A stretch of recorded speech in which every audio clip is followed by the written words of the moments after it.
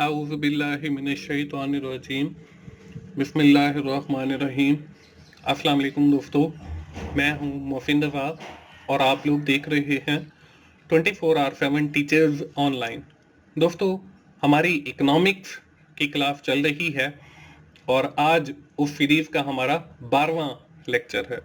दोस्तों, जो दोस्त अभी मेरे चैनल पर नए हैं या वो दोस्त जो पहली बार मेरी वीडियो देख रहे हैं, तो वो जल्दी से मेरा चैनल सब्सक्राइब कर लें ताकि मेरी हर आने वाली वीडियो आप लोगों तक पहुंच सके और आपको उस वीडियो से सीखने का मौका मिले।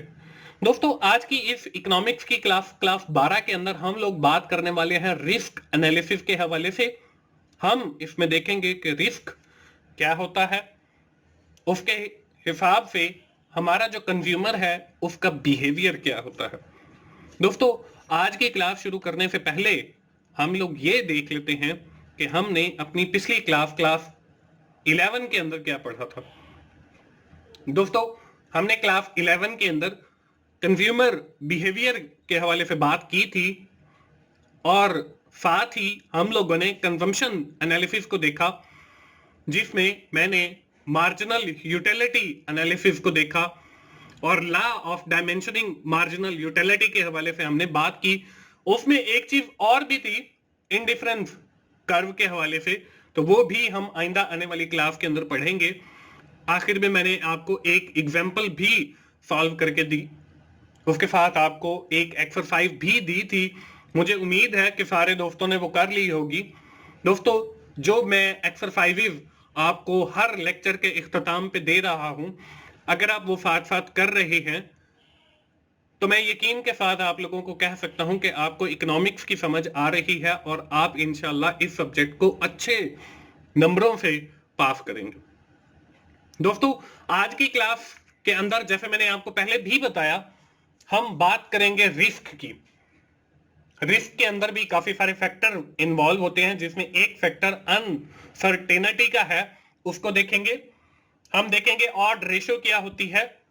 रिस्क के हवाले से हमारे पास जो पर्सन है उनको कितनी कैटेगराइज के अंदर तकसीम किया गया है, जिसमें रिस्क लविंग पर्सन है, जिसमें रिस्क न्यूट्रल पर्सन है, जिसमें रिस्क अवर्स पर्सन है। हम ना सिर्फ इनको देखेंगे बल्कि ये भी देखेंगे कि इन तीनों risk loving person, risk neutral person, risk averse person के अंदर फर्क क्या होता है। तो चलिए हम आज की क्लास शुरू करते हैं और सबसे पहले ये देखते हैं कि अनसर्टेनिटी होती क्या है। Uncertainty is the possibility that any number of thing could happen. इससे मुराद वो पॉसिबिलिटी है कि कोई चीज हैपन होगी इन फ्यूचर के अंदर। In other words, the future is not known. हम सिर्फ अंदाजा लगा सकते हैं, हम ये कह सकते हैं कि जी कल बारिश होगी, अब हो ना हो ये हमें नहीं इल्म। तो ये हमारे पास अनसर्टेनिटी हो गई। A consumer response to uncertainty depending upon her attitude to risk, whether he or she is risk averse person, risk loving person, risk neutral person। हमारा जो रिस्पॉन्स है कंज्यूमर का, it's depend on the attitude of the risk. ये risk पे depend करता है हमारी जो अनसर्टेनिटी है कि उसमें कितना रिस्क फैक्टर है। अब उस हिसाब से हमारे पास रिस्क लविंग पर्सन होते हैं, रिस्क अवर्स पर्सन होते हैं और रिस्क न्यूट्रल पर्सन होते हैं। First of all we have seen the risk. के रिस्क क्या होता है? Risk mean to take a chances after the probabilities have been assigned. Risk is the possibility of gain और लॉस। रिस्क से मुराद आपके पास चांसेस हैं कि आपको कितने चांसेस हैं कि आपको फायदा होगा, आपको कितने चांसेस हैं कि आपको लॉस होगा। तो हम कह सकते हैं कि risk is the combination of probability and chances. के रिस्क जो है वो कॉम्बिनेशन है प्रोबेबिलिटीज का और चांसेस का। स्क्रीन के ऊपर आपको एक एग्जांपल नजर आ रही है। You are playing a game of flipping a coin. हम एक गेम खेलते हैं कि हमने कॉइन को फ्लिप करना है। You have chance of win और लॉस। आपके पास दोनों पॉसिबिलिटीज हैं, या तो आप जीत जाएंगे या फिर आप हार जाएंगे। Of RF 10,000 on a flipping a coin, कि हम जब फ्लिप करेंगे कॉइन को, टास्क जैसे हम कहते हैं, तो आपके पास चांसेस है कि आप 10,000 जीत जाएं या 10,000 हार जाएं। You don't know which will happen, हमें नहीं पता कि क्या वाकई होगा। It could go either way, risk in contrast is 50% chances of winning 10,000 and 50% chances of losing 10,000 on the flipping of the coin। तो हमारे पास 50% chances हैं कि हम जीत जाएं 10,000 और 50% ही chances हैं कि हम हार जाएं 10,000। तो ये हमारे पास एक रिस्क आ गया। इसके बाद हम लोगों ने पढ़ा है कि हमारे पास 3 किस्म के लोग होते हैं। इसमें हमारे पास जो पहली किस्म के लोग होते हैं वो risk averse person, risk neutral person और रिस्क लविंग पर्सन। अब कैसे हमें पता चलेगा कि कौन से रिस्क लविंग पर्सन है, कौन से रिस्क अवर्स पर्सन है? तो it's depend on odd ratio, ये ऑड रेशो के ऊपर डिपेंड करता है। अब ऑड रेशो क्या है? Odd ratio is the ratio of probability of success to the probability of failure. ये वही चांसेस है कि कितने परसेंट हमारे पास कामयाबी है और कितने परसेंट जो है वो नाकामी है। It is equal to 1, it is less than 1 और it is greater than 1। If it is equal to 1 we call it fair odd, if it is less than 1 we call it unfavourable odd, and if greater than 1 then favourable odd. कि अगर उसका result जो है वो 1 के बराबर है तो वो हमारे लिए फेयर है, अगर 1 से कम है तो वो अनफेवरेबल है, कि मतलब हम कुछ भी नहीं करेंगे। अगर वो 1 से ज्यादा उसका जवाब है तो वो हमारी फेवर के अंदर है। उस सूरत के अंदर हम उस शेयर को परचेज करेंगे या हम वो फ्लिपिंग कॉइन वाली जो एग्जांपल है उसके अंदर हम हिस्सा लेंगे।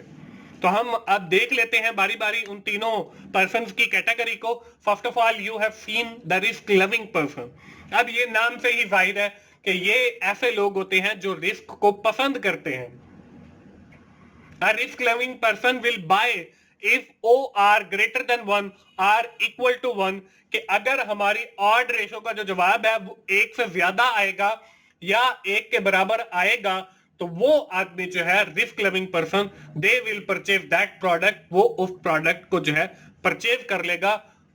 वो ये नहीं देखेगा कि इसमें कितने परसेंट चांसेस हैं, बस जवाब जो है वो 1 से बराबर होना चाहिए या 1 से ज्यादा होना चाहिए। He might also by when odd ratio is less than 1, कि अगर 1 से कम भी होगी तो वो रिस्क को पसंद करता है, तब भी वो उस शेयर को खरीद लेगा।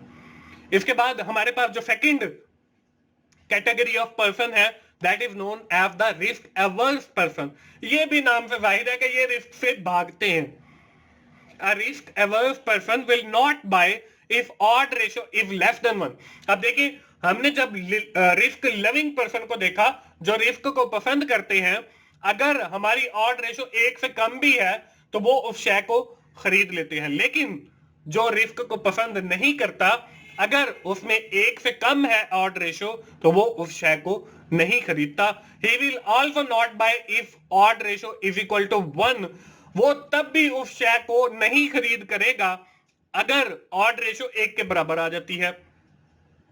इसके बाद है he might also not decide to buy if odd ratio is greater than 1। जो बंदा रिस्क से भागता है वो तब भी उस शेयर को खरीदने के बारे में सोचेगा जब उसकी ऑड रेशो 1 से ज्यादा होगी। तो ये हमारे पास रिस्क एवर्स पर्सन आ गया। इसके बाद दोस्तों हमारे पास जो आखिरी पर्सन है वो है रिस्क न्यूट्रल पर्सन। ये हमारे पास थर्ड पर्सन है। रिस्क लविंग के अंदर देखा कि वो हर सूरत में उस शेयर को खरीद लेगा, चाहे ऑड रेशो कम हो, ज्यादा हो, बराबर हो। रिस्क एवर्स पर्सन वो किसी भी सूरत में नहीं खरीदेगा, चाहे रेशो कम हो, ज्यादा हो, बराबर हो, कोई फर्क नहीं पड़ता। अब रिस्क न्यूट्रल पर्सन, ये न्यूट्रल भी नाम से जाहिर है ये न्यूट्रल है। उसका दिल करेगा तो वो शेयर को खरीद लेगा, उसका दिल नहीं करेगा तो वो नहीं खरीदेगा। A risk neutral person is one who buy a goods when odd ratio greater than 1। अगर 1 से ज्यादा है तो ला महला उसका दिल करेगा वो शेयर को खरीद लेगा। he is indifferent when odd ratio is equal to 1, he will not buy when odd ratio is less than 1. अगर एक से कम है तब तो वो नहीं खरीदेगा क्योंकि वो न्यूट्रल है, अगर एक के बराबर है तो वो इंडिफरेंट है, मतलब 50% चांसेस है कि he will purchase that product and the 50% chances he will not purchase that product, तो 50% चांसेस है, तो ये न्यूट्रल पर्सन हो गया। तो हमने तीनों पर्सन को देखा।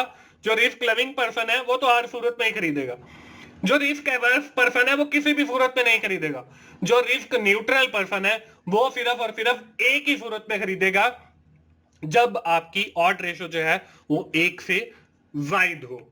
तो दोस्तों ये थी हमारी आज की क्लास। आज की क्लास के अंदर हम लोगों ने अनसर्टेनिटी के हवाले से पढ़ा, रिस्क के हवाले से पढ़ा, उसके साथ ही हम लोगों ने ऑड रेशो को देखा, और आखिर के अंदर हम लोगों ने risk loving person, risk neutral person और रिस्क एवर्स पर्सन को देखा। दोस्तों मुझे उम्मीद है कि आपको आज की इकोनॉमिक्स की क्लास की समझ आ गई होगी। दोस्तों अगर आपको मेरी वीडियो अच्छी लग रही है तो आप उन्हें लाइक कीजिए, अपने दोस्तों के साथ शेयर कीजिए। अगर आपको कुछ समझ नहीं आया है तो आप कमेंट करके मुझसे भी पूछ सकते हैं और मैं इंशाल्लाह टाइम निकाल के आपको उसका रिस्पॉन्स दूंगा। और मेरा चैनल 24/7 टीचर्स ऑनलाइन सब्सक्राइब करें ताकि मेरी हर आने वाली वीडियो आप लोगों तक पहुंच सके और आप उससे सीख सकें। दोस्तों मोहसिन भाई को इजाजत दीजिए, मिलते हैं अगली इकोनॉमिक्स की क्लास में। उस वक्त तक के लिए अल्लाह हाफिज।